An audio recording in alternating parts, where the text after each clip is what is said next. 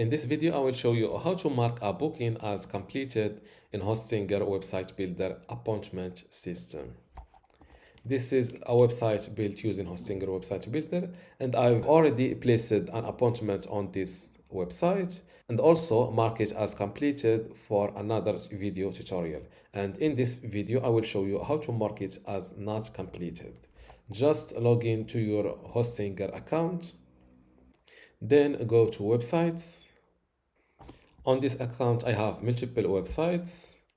I think this website is this one. Click on Manage Store next to your website to go straight to the store management area. Now click on Orders.